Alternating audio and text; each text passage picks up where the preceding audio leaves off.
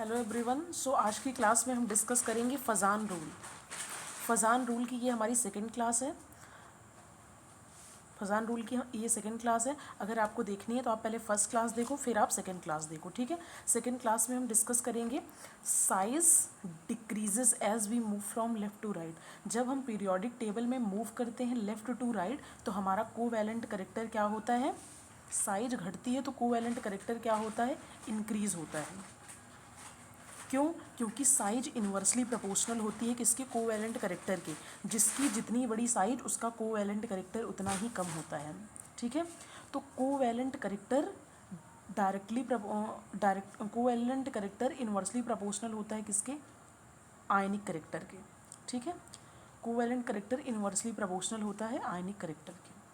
Size decreases as we move from left to right. जब हम periodic table में left to right move करते हैं तो हमारी साइज क्या होती है, डिक्रीज होती है, घटती है। तो हमारा कोवैलेंट करेक्टर क्या होता है, बढ़ता है। क्यों? क्योंकि साइज जो होता है वो इन्वर्सली प्रोपोर्शनल होता है कोवैलेंट करेक्टर की। साइज बढ़ेगा तो कोवैलेंट करेक्टर घटेगा, ठीक। कोवैलेंट करेक्टर इन्वर्सली प्रोपोर्शनल होता है आयनिक करेक्टर के। जैसा कि आप जानते हैं कि आयनिक करेक्टर जिसके पास जितना ज़्यादा होता है वो वाटर में उतना ही ज़्यादा सॉल्यूबल होता है, ठीक है। उसकी मेल्टिंग और बॉइलिंग पॉइंट उतनी ही ज़्यादा होती है। तो हम लिख सकते हैं, और जो जितना ज़्यादा कोवैलेंट करेक्टर रहेगा जिसके पास, उसकी solubility, melting point, boiling point उतना ही ज़्यादा कम होगा। तो हम लिख सकते हैं ना, covalent character are inversely proportional to solubility, melting point, boiling point and ionic characters. लिख सकते हैं ना, कोवैलेंट करेक्टर इन्वर्सली प्रोपोर्शनल होता है किसके, सॉल्युबिलिटी के, मेल्टिंग पॉइंट के, बॉइलिंग पॉइंट के एंड आयनिक करेक्टर के, okay. Covalent character inversely proportional होता है पोलराइजेशंस के। अगर कोवैलेंट करेक्टर हमारा डायरेक्टली प्रोपोर्शनल होता है पोलराइजेशंस के। अगर कोवैलेंट करेक्टर हमारा बढ़ेगा तो हमारा पोलराइजेशंस भी बढ़ेगा, ओके। अगर आपको फ़ज़ान्स रूल पढ़ना है तो आप पहले फर्स्ट क्लास देखना, तभी सेकंड क्लास आपको समझ में आएगी, ओके। तो हम कैटायन के केस में देखें तो कैटायन के केस में पोलराइजिंग पावर, कैटायन के केस में हम क्या बोलते थे, पोलराइजिंग पावर बोलते थे। देखो यहाँ पे ये हमारा कैटायन है ना, तो इसे हम पोलराइजिंग पावर बोल रहे हैं। एनायन के केस में हम पोलराइजेशंस बोलते हैं, ओके।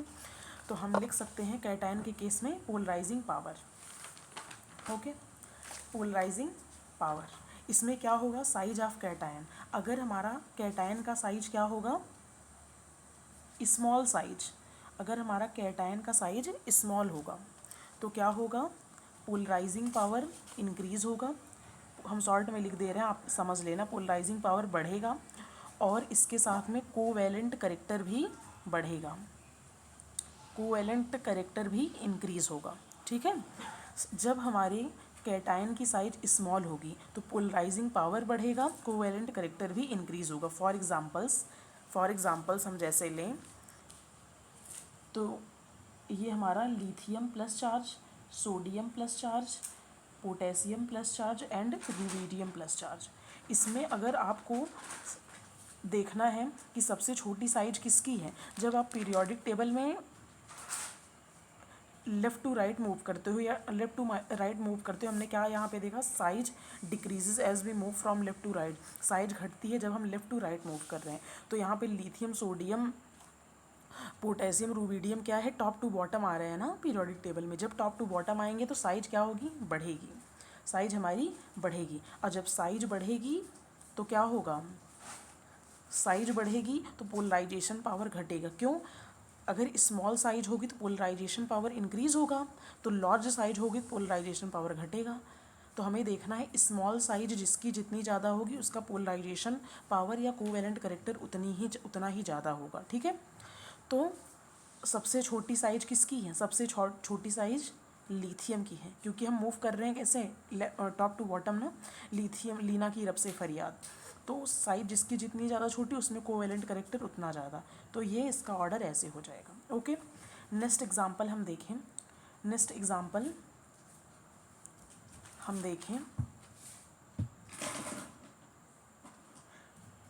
एग्जांपल जैसे हम चार्ज ऑफ कैटायन, अगर कैटायन का चार्ज इंक्रीज होगा तब क्या होगा, अगर कैटायन का चार्ज इंक्रीज होगा तब क्या होगा, जैसे है beryllium 2 plus charge, magnesium 2 plus charge, calcium 2 plus charge और Sr2 प्लस चार्ज। अब इसमें बताइए कि कैटायन की साइज अगर इंक्रीज़ होगी, कैटायन की साइज इंक्रीज़ हो, कैटायन का चार्ज अगर इंक्रीज़ होगा तो कोवैलेंट कैरेक्टर भी इंक्रीज़ होगा। कैटायन का चार्ज इंक्रीज़ होगा तो कोवैलेंट कैरेक्टर भी इंक्रीज़ होगा। तो सबसे ज़्यादा चार्ज किसके पास है? तो यहाँ पे चार्ज सबके पास सेम है, तो आप क्या देखोगे? अब साइज देखोगे। जिसकी साइज जितनी छोटी उसमें कोवैलेंट कैरेक्टर उतना ज़्यादा पाया जाएगा। तो सबसे छोटी साइज किसकी है? बेरिलियम की। बेटा मांगे कार सराबीना, सबसे छोटी साइज इसकी है। तो यहाँ पे कैटायन ऑफ चार्ज सबसे ज़्यादा कोवैलेंट कैरेक्टर इसका होगा। कोवैलेंट कैरेक्टर डायरेक्टली प्रोपोर्शनल होता है पोलराइजेशंस के, तो जितना ज़्यादा कोवैलेंट कैरेक्टर उसका पोलराइजेशंस भी उतना ही ज़्यादा होगा। ओके, एक एग्जांपल और देख लो, जैसे sodium, magnesium, aluminium 3 plus charge. अब बताओ कि सबसे ज़्यादा कोवैलेंट कैरेक्टर किसके पास है? तो आप पहले चार्ज देखोगे, जिसके पास जितना चार्ज अगर इंक्रीज़ होगा तो कोवैलेंट कैरेक्टर भी इंक्रीज़ होगा ना। तो चार्ज सबसे ज़्यादा किसके पास है? इसके पास है, एल्यूमिनियम 3 प्लस चार्ज है, तो सबसे ज़्यादा कोवैलेंट कैरेक्टर इसके पास होगा। ठीक है, अब इन दोनों में देखा जाए तो इसके पास सबसे ज़्यादा चार्ज है, तो अगर चार्ज इंक्रीज़ होगा तो कोवैलेंट कैरेक्टर भी इंक्रीज़ होगा। यहाँ चार्ज इसके पास है तो इस वजह से सबसे ज़्यादा कोवैलेंट कैरेक्टर इसके पास पाया जाएगा। ठीक है, आप कोवैलेंट कैरेक्टर देख लोगे ना, अब देख लोगे, क्योंकि यहाँ पे हम चार्ज देखते हैं तो यहाँ सबके पास चार्ज सेम था, इसलिए फिर हमने साइज पे फोकस किया। ठीक है, और साइज ऑफ कैटायन, अगर कैटायन की साइज स्मॉल होगी तो पोलराइजिंग पावर इंक्रीज़ होगा, कोवैलेंट कैरेक्टर इंक्रीज़ होगा। यहाँ पे साइज सबसे स्मॉल है लिथियम, तो इस वजह से पोलराइजेशन या कोवैलेंट कैरेक्टर इंक्रीज़ हुआ है। ठीक है, और इसमें जिसके पास जितना ज़्यादा चार्ज होगा उसका कोवैलेंट कैरेक्टर उतना ज़्यादा होगा। तो चार्ज सबसे ज़्यादा इसके पास है, फिर इसके पास है, फिर इसके पास है, तो इसके पास सबसे ज़्यादा कोवैलेंट कैरेक्टर पाया जाएगा। हम बात करें स्यूडो नोबेल गैस कन्फिग्रेशन की, तो स्यूडो नोबेल गैस कन्फिग्रेशन होता क्या है? तो स्यूडो नोबेल गैस कन्फिग्रेशन हमारा होता है, स्यूडो नोबेल गैस मतलब आप समझ रहे हो ना, नोबेल गैस मतलब NH2 NP6 एंड ND10, ये होता है ना नोबेल गैस कन्फिग्रेशन, ये होता है। तो स्यूडो नोबेल गैस कन्फिग्रेशन जो होते हैं उसमें कोवैलेंट कैरेक्टर सबसे ज़्यादा पाया जाता है। ठीक है, स्यूडो नोबेल गैस कन्फिग्रेशन जो होते हैं उसमें कोवैलेंट कैरेक्टर सबसे पाया जाता है। स्यूडो नोबेल गैस कौन से होते हैं? जैसे नियॉन हो गया, ऑर्गन हो गया, क्रिप्टॉन हो गया, इसमें ये क्या है? नोबेल गैस कन्फिग्रेशन है, इसमें सबसे ज़्यादा स्यूडो नोबेल गैस कन्फिग्रेशन पाया जाता है। ओके, जैसे इसका नियॉन का क्या होता है? नियॉन का होता है 2s2 2p6,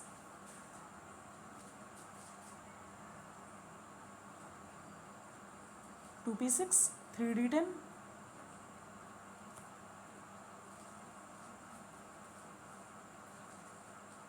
और इसका क्या होता है? इसका 3s2 3p6, इसका क्या होता है? 4s2 4p6 ना। अब जैसे हम कॉपर की बात करें,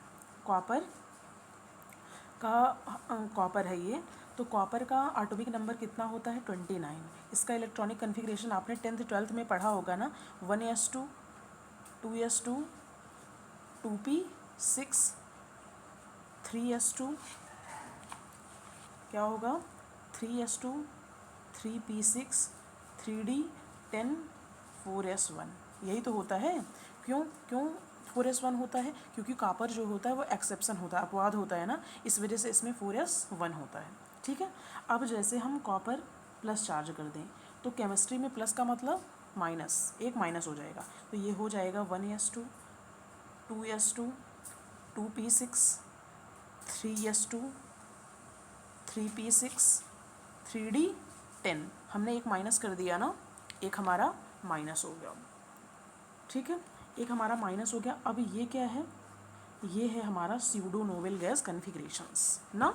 हमने क्या बोला? स्यूडो नोबेल गैस कन्फिग्रेशन क्या होता है? NH2 NP6 ND10, तो इसमें क्या है? 3s2 3p6 3d10, तो ये हमारा क्या है? Pseudo noble gas configuration. Pseudo noble gas configurations जो होते हैं ये, इसमें कोवैलेंट कैरेक्टर सबसे ज़्यादा पाया जाता है। ठीक है, तो स्यूडो नोबेल गैस कन्फिग्रेशंस के और एलिमेंट हैं, जैसे और एलिमेंट है स्यूडो नोबेल गैस कन्फिग्रेशंस के, जैसे आप बोल सकते हो जिंक। जिंक का इलेक्ट्रॉनिक कन्फिग्रेशन 30 होता है ना, जिंक का इलेक्ट्रॉनिक कन्फिग्रेशन कितना होता है? 30 होता है। तो आप लिख सकते हो 1s2 2s2 2p6 3s2 3p6 3d10 4s2। Okay. अब अगर हम जिंक 2+ चार्ज कर दें तो अगर जिंक 2+ चार्ज करेंगे 2 माइनस हो जाएगा ना। 1s2 2s2 2p6 3s2 3p6 3d10 2 minus हो गया ना, 2 माइनस हो गया। अब ये क्या है? ये स्यूडो नोबेल गैस कन्फिग्रेशन है ना। जैसे कि हमने बताया स्यूडो नोबेल गैस कन्फिग्रेशन क्या होता है, NS2 NP6 ND10। तो ये हो जाएगा स्यूडो नोबेल गैस ये कन्फिग्रेशन है। ओके। तो कुछ इसमें अपवाद है स्यूडो नोबेल गैस कन्फिग्रेशन में, जैसे हमारा zinc 2+ charge, cadmium 2+ charge, Hg 2+ charge, ये हमारा क्या होता है? ये हमारा स्यूडो नोबेल गैस कन्फिग्रेशन होता है। या इसे आपको याद करना हो तो आप याद कर सकते हो जीनी कनाडा होगा ना। इसके नीचे ये तो आता है जिंक कैडमियम मरकरी, तो जीनी कनाडा होगा, आप याद कर सकते हो। तो इसमें कोवेलेंट करेक्टर सबसे ज़्यादा पाया जाता है। और एक है कॉपर AgAu, मतलब कॉपर सिल्वर गोल्ड, इसमें भी कोवेलेंट करेक्टर सबसे ज़्यादा पाया जाता है। अब इसका रीज़न क्या है कोवेलेंट करेक्टर सबसे ज़्यादा पाया जाता है? क्योंकि इसमें स्यूडो नोबेल गैस कन्फिग्रेशन पाया जाता है। और स्यूडो नोबेल गैस कन्फिग्रेशन जिसके पास जितना ज़्यादा होता है, ये 6 जो होते हैं ये स्यूडो नोबेल गैस कन्फिग्रेशन में आते हैं। ये हमारा एक्सेप्शन है, अपवाद है, ठीक है। तो ये 6 आपको याद रखना है। अगर ये 6 आपको कहीं भी दिखते हैं तो आप समझ जाओ इसमें स्यूडो नोबेल गैस कन्फिग्रेशन पाया जा रहा है, इस वजह से इसका कोवेलेंट करेक्टर सबसे ज़्यादा होगा। ओके, इसका कोवेलेंट करेक्टर सबसे ज़्यादा होगा। तो pseudo noble gas configuration, pseudo noble gas configuration, pseudo noble gas configuration में आप लिख सकते हो pseudo noble gas configuration are covalent character are increases. मतलब स्यूडो नोबेल गैस कन्फिग्रेशन जो होते हैं ये कोवेलेंट करेक्टर को क्या करते हैं? इंक्रीज करते हैं, बढ़ाते हैं, ठीक है। तो स्यूडो नोबेल गैस कन्फिग्रेशन कौन कौन से होते हैं? जीनी कनाडा होगा और कॉपर AgAu, इसे हम लिख सकते हैं कौन आगे आया ना, ट्रिक है ये, कौन आगे आया, याद कर सकते हो, कॉपर AgAu और जिंक कैडमियम Hg। तो ये स्यूडो नोबेल गैस कन्फिग्रेशन है, इसमें कोवेलेंट करेक्टर सबसे ज़्यादा पाया जाता है, ठीक है। अब हम एनायन की केस में अगर बात करें, एनायन की केस में अगर हम बात करते हैं, एनायन की केस में हम क्या बोलते थे? एनायन की केस में हम पोलराइजेशन बोलते थे। एनायन की केस में हम पोलराइजेशन, जैसे कैटायन की केस में हम पोलराइजिंग पावर बोलते थे, वैसे हम एनायन की केस में पोलराइजेशन बोलते थे, ठीक है। आप फर्स्ट वीडियो में देखना, आपको समझ में आ जाएगा कि हम पोलराइजेशन क्यों बोल रहे हैं। ओके, फर्स्ट लेक्चर देखने के बाद ही सेकंड लेक्चर में आना, तभी समझ में आएगा। तो एनायन को हम क्या बोलते थे? पोलराइजेशन ना। अब हम साइज के केस में बात करें, साइज ऑफ एटम,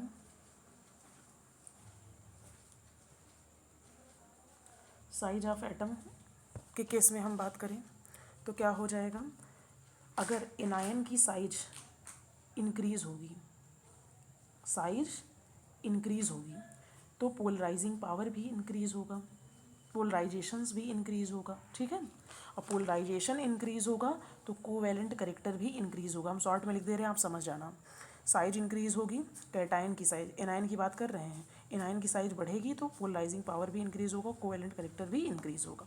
ओके, अब हम चार्ज की बात करें, हम किसकी बात करें? हम चार्ज की बात करें।